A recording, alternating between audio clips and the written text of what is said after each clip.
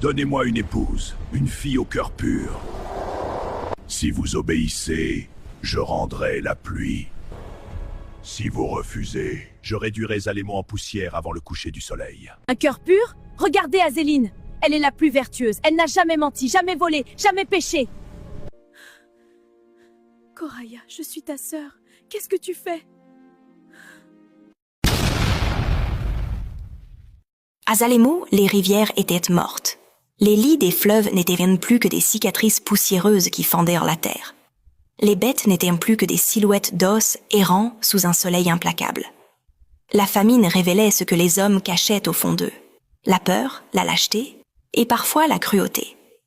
Pendant que Azéline parcourait les plaines brûlantes à la recherche de la moindre goutte d'eau, sa sœur Coraya, elle, restait devant son miroir poli, admirant son reflet, comme si sa beauté était la seule chose encore vivante dans ce monde qui s'effondrait.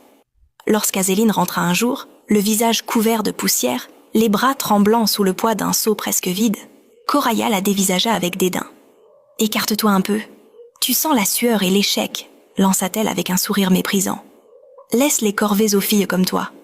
Moi, je dois préserver ma beauté pour mon roi. » Ce jour-là, Coraya ne brisa pas seulement la dignité de sa sœur. Elle brisa aussi le cœur de Morian, le jeune homme qu'il aimait depuis toujours. Il s'approcha d'elle avec un cadeau soigneusement emballé, espérant adoucir son cœur. Coraya attrapa l'objet, le regarda à peine, puis le jeta dans la poussière. Elle leva les yeux vers lui et lui cracha au visage. « Ne me touche pas avec tes mains sales. Regarde-toi, tu pues la misère. Je suis née pour l'or. Je veux un roi, pas un raté comme toi. » Elle venait de réclamer un roi. Et le destin, silencieux, l'avait entendu. Ce fut ce même soir que le sol commença à trembler. Les maisons vibraient comme si la terre respirait sous leurs pieds. Les villageois sortirent, affolés, levant les yeux vers la forêt interdite. Ce n'était pas un séisme, c'était un pas. Des arbres s'écartèrent dans un fracas terrifiant. Une silhouette gigantesque surgit de l'ombre. Le Guimbé avançait. Il était colossal, puissant comme 10 guerriers réunis, avec une tête de serpent qui ondulait lentement au-dessus d'un corps monstrueux.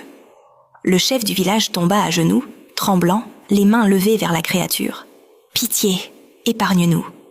Mais le Guimbé n'était pas venu pour entendre des suppliques. Sa voix, grave comme le tonnerre qui roule dans les montagnes, fit vibrer l'air lui-même.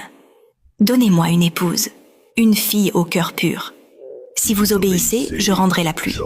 Si vous refusez, je réduirai Zalémo en poussière avant le coucher du soleil. » Un silence glacé tomba sur la place du village. Personne n'osait respirer. Lentement, les regards commencèrent